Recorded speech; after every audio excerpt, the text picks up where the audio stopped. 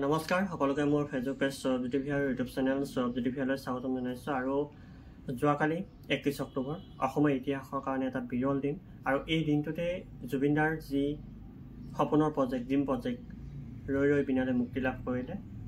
ৰাজ্যৰ লগতে লক্ষ্ণৌ, গোৱা, মুম্বাই, দিল্লী, কলকাতা আদি ভিন্ন ঠাইত ছবিখনে মুক্তি লাভ কৰিলে। আৰু ছবিখনে যিহেতু যোৱাকালি মুক্তি লাভ কৰাৰ পিছতে ৰাইজৰ মাজত সমাদৃত হৈছে, ৰাইজৰ মাজত ছবিখনৰ বিষয়ে চৰ্চা আৰম্ভ হৈছে। আচলতে আপোনালোকে ছবিখন হলত আহি এবাৰ চাওক, অনুভৱ কৰিব সেই সময়খিনি।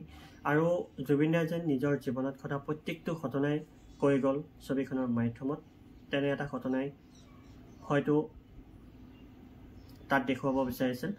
আৰু ছবিখনে প্ৰত্যেকটো কথাত, প্ৰত্যেকটো কাহিনীতে তেখেতে এটা এটা মেছেজ দি গৈছে, য'ত তেওঁ নিজে ৰিলেট কৰি তেওঁক নিজক সোমাই গৈ এনেকুৱা এটা পৰ্যায়লৈ লৈ গৈছিল, যিটো হয়তো মানুহে চাই কান্দি পেলাইছে।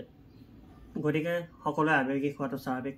এখন চিনেমা যেতিয়া হলত চলি থাকে সেই সময়খিনিত সকলোৱে কান্দিছোঁ, আমি সকলোৱে আৱেগিক হৈছোঁ। কিন্তু ভিডিঅ'টি বনোৱাৰ এটা উদ্দেশ্য মোৰ এই মুহূৰ্তত, কাৰণ যেতিয়া হলত আমি এখন চিনেমা চাই থাকোঁ খুব সূক্ষ্মভাৱে, আৰু সেই সময়খিনি তেওঁ কি কৰি আছে, কেনেকৈ ছবিখন আগবঢ়াই লৈ গৈছে, সেই বস্তুখিনিয়ে চোৱা যায়। কাষত যেতিয়া এজন মানুহে পপকৰ্ণ খাই থাকিব আপোনাৰ কেনেকুৱা লাগিব? তেওঁ কেৱল খাবলৈহে গৈছে নেকি পপকৰ্ণ? কিছুমান বস্তু সহ্য নহয় কাষত থাকিলে। খাইছে ঠিক আছে, আপুনি খাওক, কোনো কথা নাই, কিন্তু এই চিঞৰ বাখৰবিলাক ভাল নালাগে। তাৰোপৰি আৰু এগৰাকী বাইদেৱে কি কৰি আছিলে, মোবাইলত ৰেকৰ্ড কৰি আছিলে। বাৰে বাৰে ছবিখনৰ আৰম্ভণিতে আৰক্ষী আয়ুক্তই যেতিয়া স্ক্ৰীন প্লে' কৰে, স্ক্ৰীনত যেতিয়া ৰৈ ৰৈ বিনালে আৰম্ভণি হ'ব, সেই সময়খিনিত আৰক্ষী আয়ুক্তই বাৰে বাৰে কৈছে যে আপোনালোকে চিনেমাখন পাইৰেচি নকৰিব, আপোনালোকে কোনো ধৰণৰ ভিডিঅ' ক্লিপ নল'ব, কাৰণ ইয়াত যদি আপোনালোকে চিনেমাখনৰ পাইৰেচি কৰে এইটো এটা ডাঙৰ অপৰাধ, লগতে আপুনি জৰিমনাও পৰিব লাগিব পাৰে। গতিকে বাৰে বাৰে সকীয়াই দিছে, ঘৰৰ পৰিয়ালবৰ্গ সকীয়াই দিছে। জুবিনৰ যিখিনি অনুৰাগীসকলে বাৰে বাৰে কৈ আছে আপোনালোকে চিনেমাখন পাইৰেচি নকৰিব, বা ৰৈ ৰৈ বিনালে যিটো টীম আছে সেই টীমটোৱে বাৰে বাৰে কৈ আছে। গতিকে ইমানখিনি কোৱাৰ পিছতো এজন শিক্ষিত মানুহে কেনেকৈ এখন চিনেমা হলত ৰেকৰ্ড কৰি থাকিব পাৰে? গতিকে এইবিলাক কাম নকৰিব।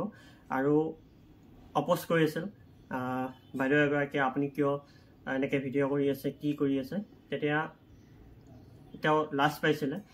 লাজ পোৱাৰ পিছত হল কৰ্তৃপক্ষ আহি তেওঁৰ পৰা ভিডিঅ'টো ডিলিট কৰিছে। তাৰ কাৰণে অশেষ ধন্যবাদ হল কৰ্তৃপক্ষক। আৰু আপুনিও যদি হললৈ যায় আপুনি আৱেগিক হোৱাটো স্বাভাৱিক।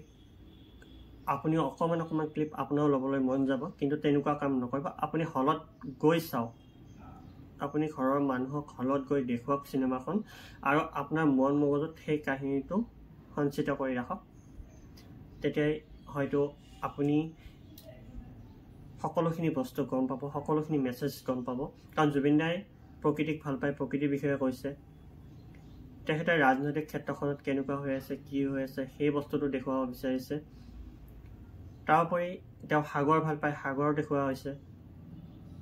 তেওঁ মিউজিক ভাল পায়, মিউজিক দেখুওৱা হৈছে। গতিকে অভাৰঅল চিনেমাখন ধুনীয়া হৈছে, আৰু জুবিনদাৰ যি অভিনয় সেই অভিনয় সঁচাকৈ খুব প্ৰশংসনীয়, খুব ধুনীয়া অভিনয় কৰিছে। এজ এ ব্লাইণ্ড কেৰেক্টাৰ তেওঁ নিজক সোমাই লৈ গৈছে। গতিকে এনেকুৱা এখন মুভি তেওঁ ৰাইজৰ মাজত দি গ'ল। আপুনি এবাৰ হলত গৈ চাওক, মই এইটোৱে আহ্বান কৰোঁ। আৰু আপোনালোকৰ চিনেমাখন একেবাৰে কোনো পাইৰেচি নকৰিব, কোনো ধৰণৰ ভিডিঅ' নকৰিব, বাৰে বাৰে কৈছোঁ। সেয়াই আহ্বান, আৰু জুবিনদাই যাতে ন্যায় পায়, আৰু এয়াই আহ্বান যাতে জুবিনদাই ন্যায় পায়, জুবিনৰ আত্মাৰ শান্তি পাওক, তেওঁ য'তে আছে কুশলে থাকক।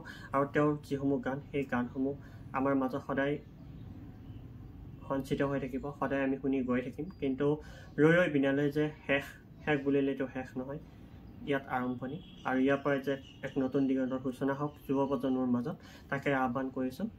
ধন্যবাদ।